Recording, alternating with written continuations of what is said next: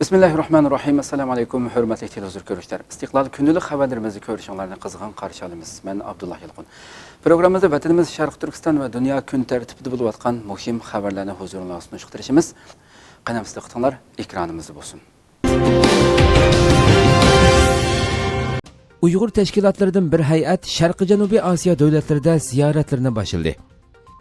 7 yanvar Sharq Turkiston tashkilotlaridan tashkillangan bir hay'at Sharq Janubiy Osiyodagi islom ellariga qaratilgan diplomatik faoliyatini boshladi.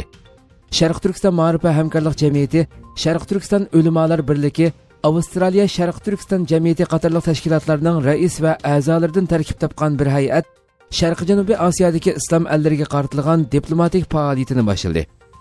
Ziyorat mazkur tashkilotlar tomonidan Xitoy tajovuzchilarining vatanimiz Sharq Turkistonda elib berayotgan irqiy qirg'in qilish, islom va musulmonlarga dushmanlik qilish jinoyatini Sharq Janubiy Osiyodagi islom ellariga dokulat qilish va bildirish uchun planliq tashkillandi.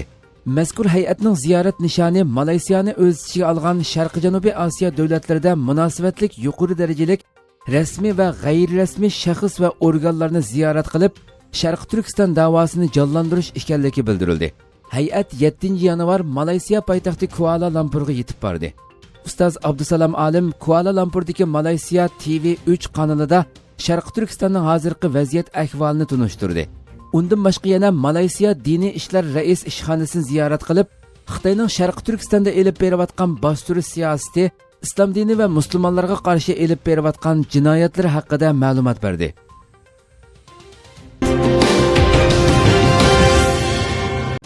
Tash Muhammad Batur qatorliq san'atchilarning lagerda ekanligi ilgari surildi. Xitoy doiralari Uyg'ur xalqining har sohalarida tunilgan kishilarimizni tutqun qilish va har xil to'kmatlar bilan uzun yillik qamoqqa hukm qilish to'lqinini shiddat bilan kuchaytirmoqda. Bundan burunmi ko'p sondagi yozuvchi, san'atkor va tijoratchilarning tutqun qilinganligi oshkorlangan edi.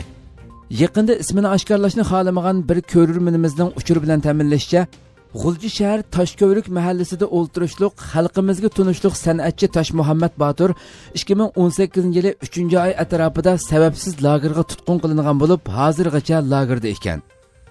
2007-yili Dabtiman naqshisi bilan G'uljida xalq orasida tunilgan Ra'no Mejid 2018-yili 2-oy atrofida lagerga tutqun qilingan bo'lib, tutqun qilinishining sababi o'zi ijod qilgan naqshiga MTV ishlash uchun 2014-yili Turkiyaga kelib, Antaliyada bir oy turganligi sabab ko'rsatilgan. G'ulji shahrida nomi chiqqan ataqliq chaqchaqchi Farhod Baji o'tgan yili sababsiz lagerga tutqun qilingan. Undan boshqa yana Baray, Ayguva, G'eribman qatorliq naqshilar bilan tunilgan Anvar Hokimmo sababsizlar lagerga tutqun qilingan. Shundaqla naqshchi Jalol Anvarning 1,5 yildan buyon Xitoyning atalmish tarbiyalash lagerida ekanligi bildirildi. Ko'rurmanimiz ta'minlagan uchurlarda yana G'uljidagi yakka tijoratchilarning lagerga tutqun qilinayotganligi, G'ulji shahridagi Mikail avtomobil mulozimat shirkatining qurg'uvchisi Adil Alimning 2018-yili 5-oyda lagerga sababsiz tutqun qilinganligi. Adil Alim 2016-yili mashina ijaraga berish, elib setish shirkatini qurgan bo'lib, shirkat qisqa vaqt ichida tez taraqqiy qilganligi bildirildi. Shundaqla G'ulji shahar Qaridon Karvay mahallasida o'ltirishliq uy bezakchilik materiallar tijoratchisi Dilshod Jumaxon 2017-yili 7-oy atrofida sababsiz lagerga tutqun qilingan bo'lib, sog'lom tutqun qilingan bu yigit 2 oy ilgari jiddiy xarakterlik böbrek kasali oxirgi bosqichga berib qolganligi sababidan oilasiga o'tkazib berilganligi va hozir doktorxonada davolanayotganligi, lekin kasalining og'ir ekanligi bildirildi. U yana G'ulji shahar Sama restoranini ochgan Adil Ayubning 1 yildan beri lagerda ekanligini bildirdi. Egallanishicha, Xitoy Adil Ayubni hozirgi zamonning Nasriddin apandisi deb atalgan marhum Hisam Qurbonning jinoza namoziga qatnashgan degan bahona bilan lagerga tutqun qilgan.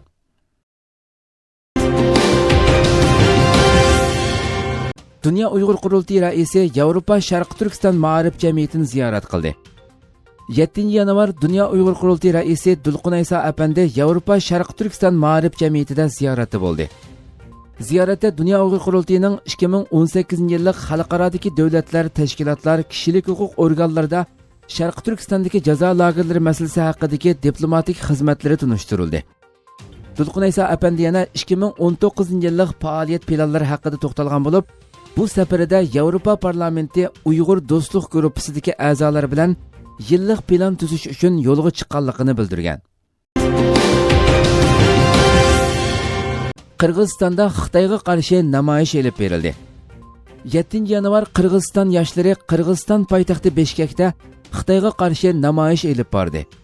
Yuzlarcha qirg'iz yoshlari Xitoy ko'chmanlarining Qirg'izistonga ko'chib kelishiga qarshi namoyish elib borgan bo'lib, yaqinqi yillardan beri Xitoyning Qirg'izistonga ko'chib kelib o'rinlashish ahvoli barg'ansiri ko'paygan hamda Qirg'iziston nufusiga o'tishga boshlagan. Hozirgi rasmiy statistikaga asoslanganda Qirg'izistonga ko'chib kelib o'rinlashgan Xitoyning soni 200 mingga yetgan.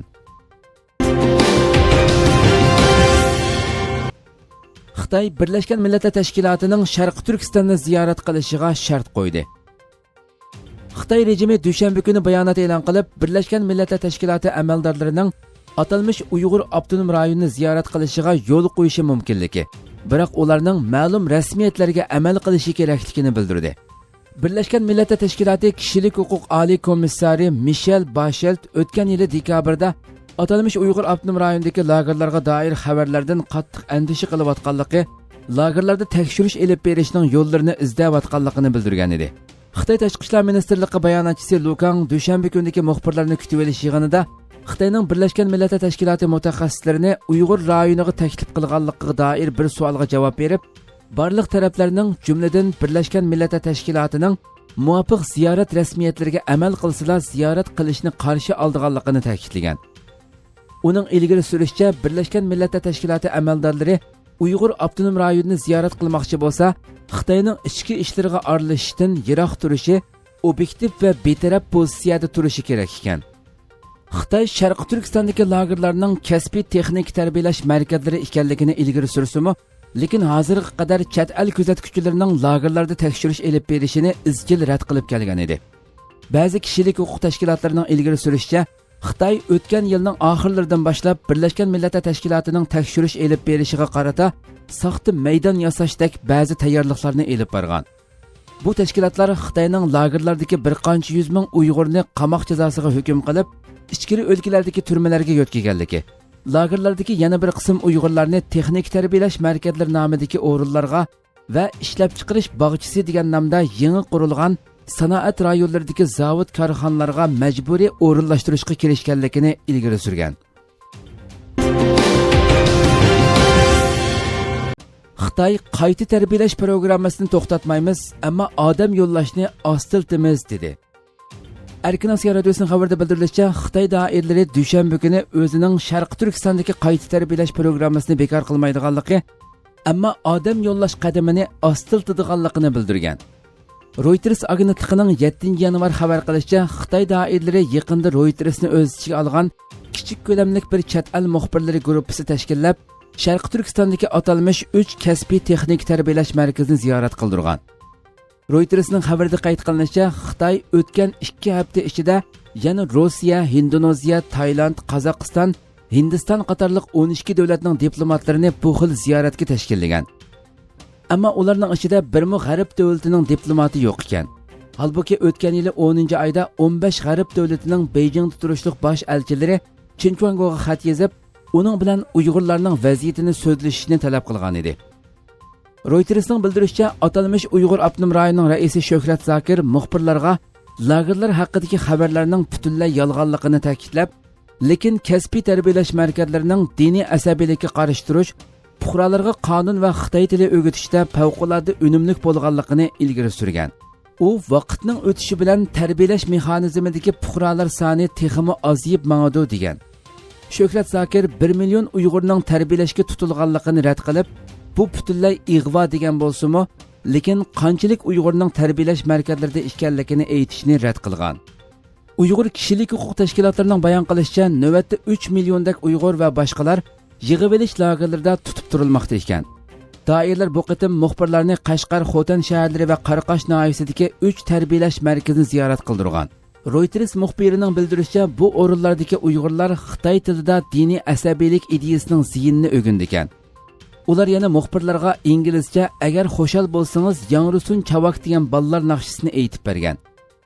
Lekin Xitoyning bu o'rinlashtirishi kishilik huquq tashkilotlarining tanqidiga uchradi.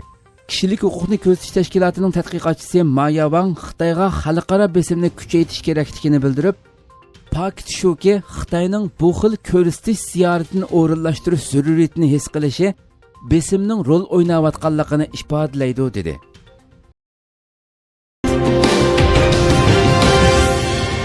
Uyg'urlar Sharq Turkistonning hozirgi ahvoli tunishtirilgan tashviqot varaqi tarqatdi.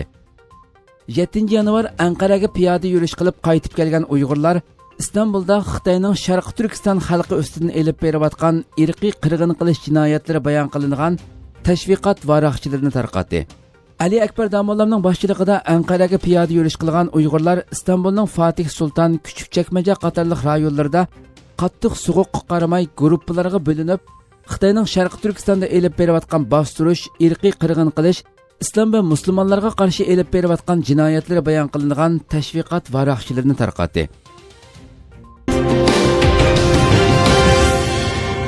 Atalmış Uyghur Abdunum rayonining bir qism huquqlari Bingtuanga o'tkazib berildi. Erkin Asiya radiosunun xabarda bildirilishicha, atalmış Uyghur Abdunum rayonining amonlik ishlariga aloqador ba'zi ma'muriy funksiyalik roli va qonun ijro qilish huquqlari o'tgan yili Xitoyning Xinjiang ishlab chiqarish qurilish Bingtuaniga topshirib berilgan. Atalmış Uyghur Abdunum rayonining bu huquqlarni o'z ixtiyorligi bilan yoki markazning buyrug'i bilan Bingtuanga topshirib berganligi ma'lum emas. Bingtuan axborot vositalarining oshkorlashicha, bu Bingtuan islohotini cho'nqurlashtirish, Bingtuanni janubga qarab kengaytirish planining bir qismi ekan.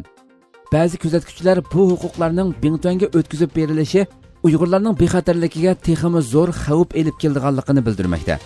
Bingtuan gazetining 7 yanvar xabarida oshkorlashicha, Bingtuan jamoat xavfsizlik organlari 2018-yili 2-oydan boshlab atalmış Uyghur Abdunum rayonining cho'ng yo'l qatnashi, amonlik va o't o'chirishni boshqarish qatorliq 140 xil ma'muriy funksiyasi va ma'muriy qonun ijro qilish, qatnash soqchisi va alohida soqchi tashkillash qatorliq huquqlarini topshirib olgan.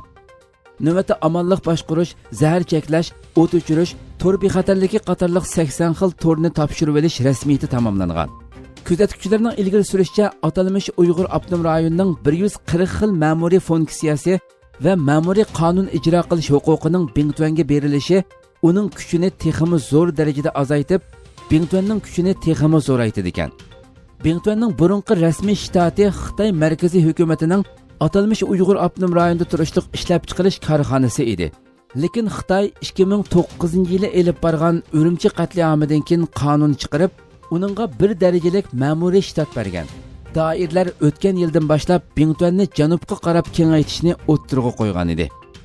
Bingtuan gazetining xabarida bayon qilinishicha, Bingtuan JX organlari Abdunum rayonining bir qism huquqlarini topshirib olgandan keyin kadrlarni janubga yo'tkilishga rag'batlantirib, janubdagi yerlikning oldingi saf ishlariga aktiv qo'l tiqishga boshlagan.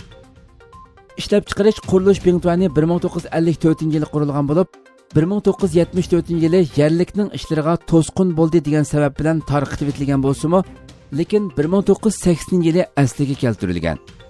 Bingtuan gazetining xabarida oshkorlanishicha, Bingtuanga qarashli 10 diviziya va shahar, 25 bo'zyer o'zlashtirish rayoni JX qatnash boshqarish ishlarini butunlay o'tkazib olib, o'z funksiyasini ijro qilmoqda ekan. Hurmatli televizor ko'ruvchilar, shuna qilib bugungi xabarlarimiz mush yerda oxirlashdi. Inshaalloh atigi programmamizni ko'rishguncha sizlarni Janobi Allohga topshiramiz. Shuna qilib program oxirida ekran orqasidagi barliq xizmatdoshlarimga ko'pdan ko'p rahmat aytaman. Assalomu alaykum va rahmatulloh.